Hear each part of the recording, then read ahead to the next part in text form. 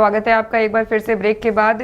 और रुख करते हैं अगली खबर की ओर, जहां झारखंड राज्य में इस वक्त की जो सबसे ज़्यादा सुर्खियां बटोरने वाली खबर है वह है चंपाई सरकार के जो ग्रामीण विकास मंत्री है आलमगीर आलम, उनके जो पीए हैं, पर्सनल सेक्रेटरी हैं, उनके घर पे उनके यहाँ छापा पड़े और उनके नौकर के यहाँ छापा पड़ी है। जिस ईडी ने छापामारी की थी, जिसके बाद जो है लगातार जो है ये पूरा का पूरा मामला काफ़ी ज़्यादा सरगर्मी तेज हो गई है इस पूरे मामले को लेकर के। वहीं कहीं ना कहीं राजनीतिक बवाल भी इस पूरे मामले पे हुआ है। बता दें आपको कि इन सारी चीज़ों को लेकर के ईडी की छापेमारी जो है, ईडी की छापेमारी ग्रामीण विकास जो मंत्री हैं आलमगीर आलम, उनके जो पीए हैं संजीव लाल, और उनके संजीव लाल के नौकर के यहाँ जो है छापेमारी हुई थी, जिसके बाद नोटों की गड्डी और नोटों का पहाड़ मिला था। करीबन 30 से 34 करोड़ के आसपास में पैसे मिले थे ईडी को, जिसके बाद पूछताछ की गई थी और पूरे पूछताछ में कई तरह के सवालों के जवाब मिले।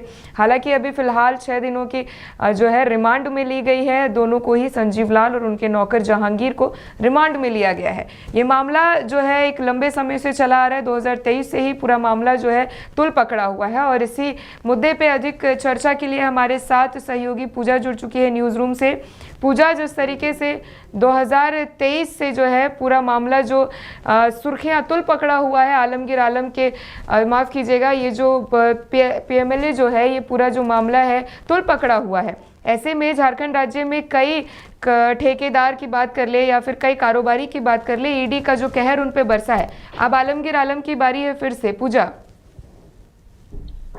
काजल, सबसे बड़ी बात है यहाँ पर कि ये पूरी कार्रवाई जो है वो पिछले दिनों शुरू हुई थी, यानी कि आज से ठीक अगर 2 दिन पहले की अगर हम बात करेंगे तो इसकी शुरुआत हुई थी। और वहाँ पर ईडी ने संजीव लाल के साथ साथ तो उसके नौकर के घर से यहाँ पर लगभग 30 करोड़ से ऊपर पैसे जो है वो बरामद किए थे। उसके बाद फिर उनकी गिरफ्तारी होती है और उसके बाद चीज़ें जो है वहाँ पर, क्योंकि आज से ही पूछताछ का दौर जो था वो शुरू होना था। और उससे पहले की अगर हम बात करेंगे तो ईडी ने जब संजीव लाल और जहांगीर आलम से बातचीत की, उनसे पूछताछ हुई, तो यहाँ पर उसके आधार पर ये पूरा मामला जो है वो अब मंत्रालय पहुंच चुका है। झारखंड मंत्रालय, जहाँ पर विभिन्न विभाग हैं और वहाँ पर कई अफसर वहाँ पर बैठते हैं, साथ ही साथ नेताओं के भी विभाग वहीं पर है, वहीं पर दफ्तर जो है वो वहाँ पर बना हुआ है। वहाँ पर सभी लोग अपने कई सारे महत्वपूर्ण दस्तावेज जो है झारखंड मंत्रालय में रखते हैं। और आज ईडी की टीम जो है वो झारखंड मंत्रालय पहुंची और संजीव लाल का जो ऑफिस था, यानी कि ग्रामीण विकास विभाग के अंतर्गत जो उनका ऑफिस था, वहां पर ईडी ने छापेमारी की और वहां से भी पैसे बरामद हुए हैं। और उसके बाद से वो पैसे जो है वो सोशल मीडिया पर काफी तेजी से वायरल भी हो रहा है। काजल, अगर हम लोग यहाँ पर बात करेंगे कि यहाँ पर किस तरीके से लगातार छापेमारी का दौर चल रहा है, तो मनी लॉन्ड्रिंग मामले में ये पूरा मामला शुरू हुआ था। जिस तरीके से अगर हम चर्चा करेंगे तो आलमगीर आलम का विभाग है ग्रामीण विकास विभाग, और वहां पर ये पूरी कार्रवाई हो रही है। और जिस तरीके से पहली बार जब छापेमारी हुई थी संजीव लाल के घर पर और उसके नौकर के घर पर, तो ये चीजें स्पष्ट हो चुकी थी कि ग्रामीण विकास विभाग में फिलहाल जो यहाँ पर चीजें निकल कर आ रही है, वहां पर घोटाले की बात सामने आई थी। उसके बाद ईडी ने ये कार्रवाई की है। वहीं वीरेंद्र राम जो है, उससे जब पूछताछ हो रही थी ईडी की, तब उन्होंने कई सारे साक्ष्य यहाँ पर इकट्ठा करने का प्रयास किया था। उसके बाद संजीव लाल के यहाँ पर छापेमारी हुई, उसके नौकर के यहाँ से पैसे मिले, ऑफिस से पैसे मिले, और अभी भी छापेमारी का दौर जो है वो वहां पर जारी है। बताया जा रहा है कि ग्रामीण विकास विभाग में जो टेंडर का पूरा पेपर है उसे भी ईडी खंगाल रही है। यहाँ पर टेंडर से संबंधित कई ऐसी चीजें हैं जो अब ईडी के हाथ लगी है, और उसको लेकर के ईडी जो है वो कई सारे पेपर को खोज भी रही है। क्योंकि जिस तरीके से ये कहा जाता था कि संजीव लाल एक ट्रांसफर पोस्टिंग या फिर यहाँ पर टेंडर के लिए कई लाख रुपए जो है वो यहाँ पर लेता था, और जो वो पैसे हैं वो कहीं न कहीं वहीं से आते हुए नज़र आ रहे हैं। तो इस वजह से भी ये चीज़ें जो है वो निकल कर आ रही है। देखिए, एक सरकार में फिलहाल मंत्री हैं आलमगीर आलम, और उनके पास उनसे जुड़ी हुई कई सारी चीज़ें हैं। ईडी ने इस पूरे मामले को लेकर के एक बार फिर से अगर हम चर्चा करेंगे तो यहाँ पर जो टोल प्लाजा था उसको लेकर के भी पूछताछ के लिए कई सारी जगहों पर छापेमारी का दौर चला था। कई कंस्ट्रक्टर जो है फिलहाल अभी ईडी के रडार में है। जिस तरीके से अगर कल की बात करेंगे तो राजीव कुमार सिंह जो कि कंस्ट्रक्टर है और उसके घर से लगभग 1.5 करोड़ रुपए मिले थे और इसका भी कहीं ना कहीं साक्ष्य जो है वो इसी पूरे मामले से जुड़ा हुआ है। जिस तरीके से टेंडर की हम बात कर रहे थे, टेंडर को लेकर के चर्चाएं जो है वो काफी ज्यादा यहाँ पर तेज हुई है और यहाँ पर इन सारी चीजों को लेकर के बाद यहाँ पर चीजें जो है वो निकल रही है।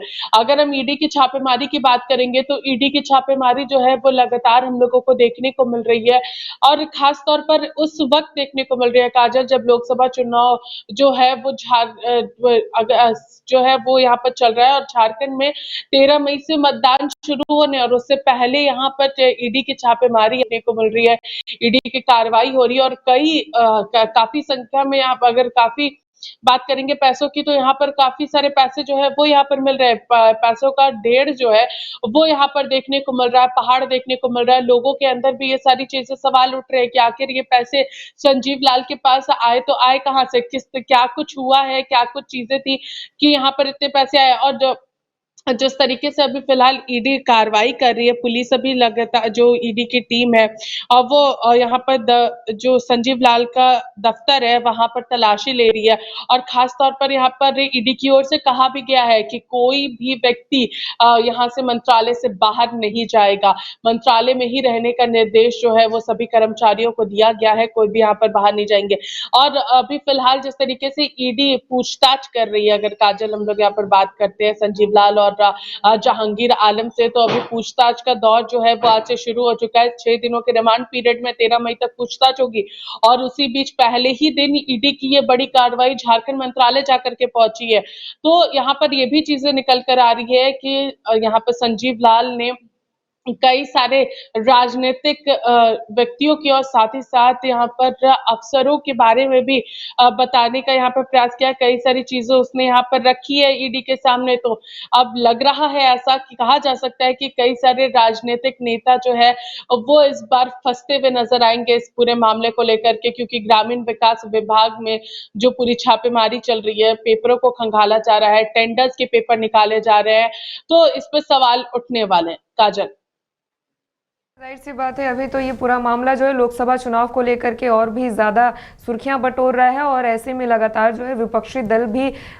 दल का भी जो है बयानबाजी और शब्दों का वार जो है लगातार जारी है। लेकिन पूजा, यहाँ पे सवाल ये भी उठता है कि जहां एक और प्रधानमंत्री नरेंद्र मोदी और भारतीय जनता पार्टी जगह जगह पे जनसभाएं कर रही है, चुनाव प्रचार प्रसार कर रही है, वहीं दूसरी ओर अगर हम इंडिया गठबंधन की बात करें तो सिर्फ इंडिया गठबंधन में छापेमारी का ही दौर चल रहा है। याद होगा पूजा कि इससे पहले धीरज साहू, अंबा प्रसाद के ऊपर भी, धीरज साहू के ऊपर भी कई ये जो ईडी का जो है प्रकोप बरसा था। तो ऐसे में चुनाव को लेकर के, लोकसभा चुनाव पर कितना असर पड़ सकता है? लोगों के बीच में आप रहती हैं, क्या लगता है पूजा, कितना असर पड़ सकता है चुनाव को लेकर के? पूजा, देखिए, इसका जरूर असर हम लोगों को देखने को मिलेगा और इसी का फायदा जो है वो राजनीतिक दल फिलहाल उठा रहे हैं। केंद्रीय विपक्षी दलों की अगर बात करेंगे, चाहे वो कांग्रेस हो, जेएमएम हो, तमाम जो लोग हैं वो सभी इसका पूरा पूरा फायदा उठा रहे हैं। उनका साफ कहना है कि आखिर केंद्र शासित जो यहाँ पर बीजेपी या कहा जाए केंद्र शासित लोग जो है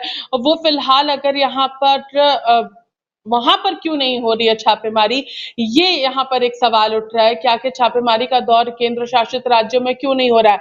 ये सभी उन राज्यों में ही क्यों हो रहा है जहां पर विपक्षी पार्टी जो है वो यहाँ पर सरकार में है, राज्य में सरकार उनकी बनी हुई है, उन सारी जगहों पर क्यों हो रहा है। इसका पूरा पूरा फायदा लोग उठाते हुए नजर आ रहे हैं। और झारखंड की अगर बात करेंगे तो झारखंड में इसका फायदा जेएमएम पूरी तरीके से उठाती हुई नजर आ रही है, कांग्रेस उठाती हुई नजर आ रही है और जनता के बीच वो ये मैसेज पहुंचाने की कोशिश कर रहे हैं कि आखिर हमारे पास ही क्यों, क्या पूर्व में ऐसा नहीं था? क्योंकि आपको बता दें कि जिस तरीके से आलमगीर आलम ने पिछले दिनों कहा था छापेमारी को लेकर के, उनका साफ कहना था कि यहाँ पर संजीव लाल जो है वो सिर्फ मेरे ही यहाँ पर पीएस नहीं है, इससे पूर्व में भी वो बीजेपी में 2 मंत्रियों के सचिव रह चुके हैं, जिसमें सीपी सिंह का उन्होंने नाम भी लिया था और एक और मंत्री जो थे वो बीजेपी के ही उनके भी वो सचिव रह चुके हैं। तो उन्होंने बीजेपी के कार्यकाल पर भी सवाल खड़े किए हैं कि आखिर उस समय ये छापेमारी क्यों नहीं हुई, क्या उस समय ये सारी चीजें नहीं हो रही थी। तो इन सारी चीजों को लेकर के जनता के बीच अभी फिलहाल केंद्रीय विपक्षी दल जो है वो जाती हुई नजर आ रही है। खास तौर पर जेएमएम और कांग्रेस की अगर बात करेंगे तो ये सभी लोग जो है झारखंड में अलग अलग जगहों पर जिस तरीके से अपने अपने प्रत्याशियों को उन्होंने उतारा है, सभी जगहों पर जनसभा के दौरान ये सारी बातों को वो रखते हुए नजर आ रहे हैं। काजल, अब तो ये आने वाला समय ही तय करेगा कि ईडी का कहर जो बरस रहा है वो कितना असरदार रहेगा चुनाव को लेकर के, और जिस तरीके से लगातार जो है आलमगीर आलम की ही बात कर लें या फिर बाकी लोगों के जिन पे ईडी का प्रकोप बरसा है, किस तरीके से सफाइयां दे रहे हैं और आगे क्या होने वाला है ये तो आने वाला समय तय करेगा। फिलहाल के लिए धन्यवाद पूजा, हमारे साथ जुड़ने के लिए, इस मुद्दे पर चर्चा करने के लिए, ज़रूरी चीज़ों को दर्शकों तक पहुँचाने के लिए धन्यवाद पूजा। तो आपने देखा कि किस तरीके से झारखंड में जो है राजनीतिक सरगर्मी तेज़ है और ऐसे में लगातार जो है तस्वीरें सामने आ रही है, चीज़ें जो हैं कहीं ना कहीं उलझती हुई नज़र आ रही है। लेकिन जो भी होगा वो तो आने वाला समय ही तय करेगा, ईडी का प्रकोप हो या फिर चुनाव की सरगर्मी हो, आने वाला समय तय करेगा। फिलहाल के लिए दीजिए इजाज़त, तो फिर होगी मुलाकात। नमस्कार।